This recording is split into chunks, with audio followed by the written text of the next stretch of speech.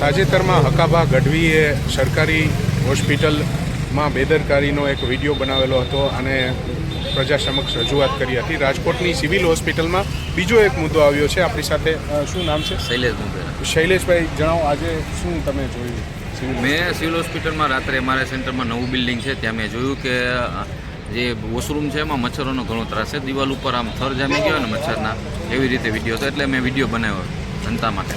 તો કઈ પ્રકારનો થર જામેલો હતો ને શું પરિસ્થિતિ હતી ત્યાં? પરિસ્થિતિ બહુ ખરાબ માની લ્યો ને કે તમે આપણા એટલા તો લગભગ 12 એટલા મચ્છર અહીંયા અંદર હતા. વિડીયો બનાવેલ જ છે બરોબર. એ આપણે એટલે જ મેં બનાવ્યો વિડીયો કે તમે વિચાર કરો કે સિવિલ હોસ્પિટલમાં આપણે જ્યાં સાજા થવા જઈએ છીએ ત્યાં જ વસ્તુ આવી છે તો આપણે સાજા કેમ થઈ? તો આ વિડીયોના માધ્યમથી આપ સરકારને શું કહેવા માંગો છો? સરકારને હું એવું કહેવા માંગીશ કે જો આટલી બધી ટેકનોલોજી આવતી હોય બરોબર, આટલા બધા આપણે આગળ નીકળી ગયા હોય વિજ્ઞાન લેવલે, જે વાત કરે છે સરકાર કે આપણે વિજ્ઞાન લેવલે આટલા આગળ નીકળી ગયા, તો મચ્છર માટે આટલું કંઈક કોઈ વસ્તુ એવી બનાવે કે જેથી કરીને મચ્છર માટે કોઈ મચ્છરનો ડાયરેક્ટ નાશ જ થઈ જાય, કે જેવા ડેન્ગ્યુ છે, મલેરિયા જેવા કોઈ કેસ જ ન આવે. અને ખરેખર તો સિવિલ હોસ્પિટલ તંત્રને ધ્યાન દેવાની જરૂર છે કે જો સિવિલ હોસ્પિટલમાં જ આટલો મચ્છરનો ત્રાસ હોય તો દર્દીઓ સાજા થશે કે બીમાર થશે એ જ નથી સમજાતું.